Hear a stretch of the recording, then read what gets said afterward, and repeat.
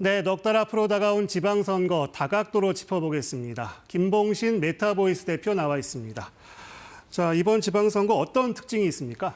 이번 지방선거는 2022년 대선을 윤석열 후보가 이겨서 이제 정부에 취임한 이후에 바로 직후에 지방선거도 이겼지 않겠습니까? 그래서 지방정부 권력도 이제 상당히 이제 다수를 장악했는데 더불어민주당이 그 이후에 2024년 총선을 이기고요. 2025년 지난해 대선도 승리했으니 이번에 이제 지방정부 권력까지 가져오게 되면 윤 정부 탄생과 함께 형성된 지방 권력 구조를 완전히 새롭게 재편해서 어떤 국정 추진력을 더 강화할 수 있는 그런 계기가 될 것이냐 아니냐, 아니면 이재명 정부가 좀 평가를 받는 의미가 좀 강할 것이냐, 네. 이런 의미가 있겠습니다. 네.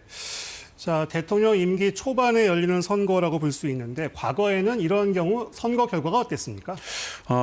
통상 이런 경우에는 대통령 긍정률이 높게 유지되는 어떤 그런 정부에서는 후광 효과가 굉장히 강하게 나타나고요. 그러면서 대통령 마케팅이 곳곳에서 이루어지게 됩니다. 그래서 이제 격전지라고 부르는 곳 대부분에서 보통 대통령을 배출한 정당 지지자들이 투표 의욕이 강하게 나타나서 투표를 많이 하게 됩니다. 대선에서 이제 패배한 정당은 지지자들은 투표장에 나타나지 않는 경향이 좀 있지요. 그래서 지금까지는 직후 선거에서 지방선거에서는 집권 여당에서 많이 당선자를 배출했었습니다. 네. 그렇다면 현재 여론조사 추이는 어떻습니까? 리얼미터 조사를 보시게 된다면 이재명 대통령 지지도, 그러니까 국정 긍정률이죠. 긍정 평가가 54.5입니다. 지난주보다 이제 1.4%포인트 좀 좋아졌는데요. 부정률은 이제 40.7로 이것도 한 1.4%포인트 더 낮아졌습니다. 그러니까 대략 보면 한 ARS 조사에서 10에서 15%포인트 정도 대통령에 대한 긍정평가가 많기 때문에 이 정도를 안고 가게 되면 그러면 정부의 힘으로, 대통령의 힘으로 여당이 좀 우위에 있는 선거를 할 수도 있겠다라는 전망, 관측이 좀 있습니다. 네. 정당 조사에서는 어떻습니까? 정당과 관련해 가지고는 지방선거 관련해서 그러면 어느 정당, 그러니까 여당이 많이 당선자를 내야 되느냐, 아니면 야당 후보들이 많이 당선되어야 되느냐, 이렇게 묻는다면 여당 후보가 많이 당선돼야 된다라는 그런 응답이 44, 그리고 야당 후보, 여기서는 이제 국민의힘이 많이 이제 있을 텐데요. 39, 그래서 오차범위 내 5%포인트 격차로 붙어 있습니다. 네. 그렇다면 이런 여론조사 결과 어떻게 보고 계세요?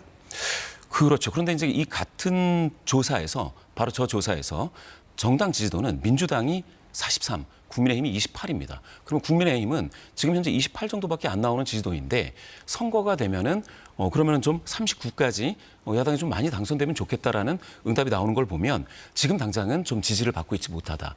그런 걸로 볼 수가 있겠고요. 다만 선거가 임박하면 여당을 좋아하지 않는 분들이 야당을 선택하게 되니 그때는 좀 결집력이 좀 있을 것이다.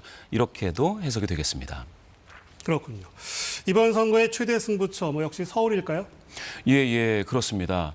아무래도 이제 서울, PK에서는 이제 부산, 그리고 충청 4개 광역은 전부 다 격전지라고도 볼 수 있겠고요. 또 강원이나 인천도 변동성이 커서 인물에 따라서 상당히 다를 텐데요. 이렇게 보면은 그 충청과 서울을 국민의힘이 수성할 수 있을지, 이게 이제 핵심 관건되는 사항이고요. 특히 서울 같은 경우에는 이번 대선, 2025년 대선에서 이재명 후보가 전국 평균 대비해 좀 약간 다소 낮은 득표율을 기록했습니다. 또 인구 구조상 서울과 부산은 상당히 좀 고령화가 더 빨리 진행이 됐기 때문에 민주당이 이제 낙승을 기대하기는 쉽지 않다라고 봐야 되고요. 지금까지 서울 시민들은 외교 성과에도 반응했지만 부동산 정책에서도 굉장히 관여도가 높게 나타났습니다. 그래서 이 경우에 서울시장을 두고 작은 대선이라 불릴 정도의 격전이 벌어질 것 같습니다. 그렇다면 남은 기간 최대 변수는 뭐가 될 걸로 내다보세요?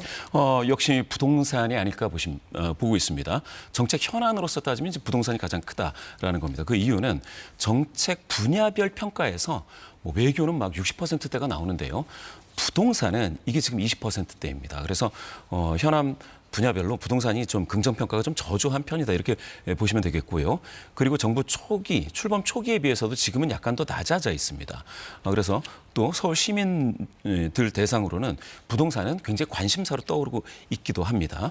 그래서 이제 대통령이 직접 양도세 유예 중단 선언을 했는데 이게 또 5월 달입니다. 그렇게 되면은 지방선거 직전이죠. 네.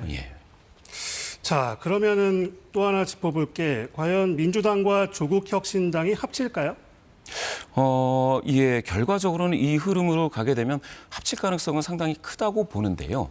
그런데 민주당 내에서 지금 뭐라고 해야 될까요? 뭐 1인 1표제라든지 이렇게 당원 주권 정당으로 흐르는 과정 속에서 이 합당마저도 그러면 당원 총투표를 해야 되는지, 그래야 이제 당원 주권이 살아나는 게 아닌지, 이러한 주장들도 있기 때문에 네. 조금 그 논란은 이어질 걸로 보고 있습니다. 국민의힘과 개혁신당의 연대 가능성은 있다고 보세요?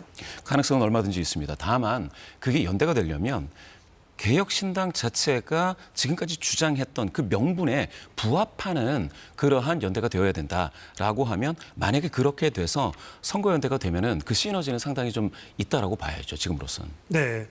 그리고 민주당에서 1인 1표제가 통과된 건 어떤 변수가 될까요? 예. 정청래 대표가 꾸준히 주장해 왔던 것이고요. 그래서 정청래 대표의 리더십은 강화될 걸로 보고 있습니다. 그리고 정청래 대표가 만약에 당대표에 다시 한번 도전을 한다면 연임에 성공할 가능성도 상당히 높아졌다. 따라서 민주당은 이제 체질 개선과 함께 그리고 정청래의 정청래 대표의 리더십 강화 과정으로 점차적으로 가고 있다라고 봐야 될 것 같습니다. 네. 국민의힘의 내용은 어떤 결말을 예상하십니까? 국민의힘은 내부에서는 역시 장동혁 대표의 어떤 그 자기 정치 과정에 또 있고요. 그런 과정인데 제가 봤을 때는 한동훈 전 대표 이제 제명을 둘러싼 그 여파는 일부 있을 수가 있다. 그런데 당장에 있어서 장동혁 대표가 물러난다라고 본다던가, 네. 아니면 재심 투표가 있다든지 이렇게까지 보기에는 지금은 쉽지 않다. 네. 예, 그렇게 보고 있습니다. 네. 김봉신 메타보이스 대표였습니다. 말씀 잘 들었습니다. 감사합니다.